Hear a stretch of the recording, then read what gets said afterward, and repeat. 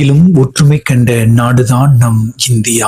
அதிலேயும் தமிழ்நாடு எல்லாவற்றிற்கும் முன் உதாரணமாக இன்றளவும் விளங்கிக் கொண்டுதான் இருக்கின்றது. நேற்று ரயில்ல நடந்த அந்த கொடூரமான செயல்னால தமிழ் மண்ணிற்கும் தமிழ் மக்களுக்கும் பெரிய அவதூறை ஏற்படுத்தி கொடுத்திருக்கு. புத்தகங்களை ஏந்தக்கூடிய 17 வயதை நிரம்பிய அந்த சிறுவர்கள் அருவாக்களை எடுத்துட்டு அங்கே உட்கார்ந்திருந்த வட மாநிலத்தை சேர்ந்த சிராஜ் ஒருவர்கிட்ட அருவாளை கொண்டு அவங்க ரீல் எடுக்கும் போது அவர் தள்ளி போய் எடுங்கன்னு தான் சொன்னாரு. ஆனால் அந்த சிறார்கள் அவர் அதோடு விடவில்லை. இருந்து அவர் இறங்கிய உடனே அவரை விரட்டிட்டு போய் தனியா வச்சு சரமாரியாக விட்டு அவரை தாக்கியுள்ளார்கள். இவர்கள் ஏன் இப்படி செய்தாரும் காரணம் என்னன்னு பாத்தீங்கன்னா, யூஸ் பண்ண போதைப் பொருட்கள் தான் காரணம்ங்க.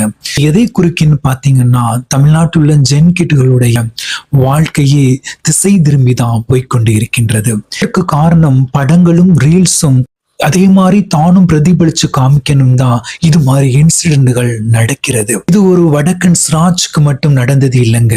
இது தமிழ்நாட்டில் உள்ள யாருக்கு வேணாலும் இது மாதிரி இன்னல்கள் நடக்கலாம். இதுல இருந்து நாம் விழித்துக் கொள்வது என்னன்னா, இது மாதிரி இன்னல்கள் நடக்காம மாதிரி இன்னல்களை ஏற்படுத்தி இந்த சிறார்களுக்கு தக்க தண்டனை கொடுப்பதன் மூலமாக எதிர்காலத்திலே இது மாதிரி இன்னல்களை நாம் தடுக்க முடியும்.